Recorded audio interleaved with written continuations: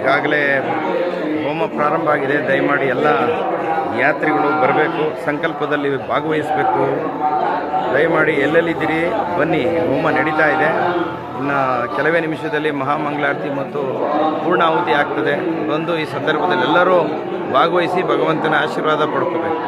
ನಮಸ್ಕಾರಗಳು.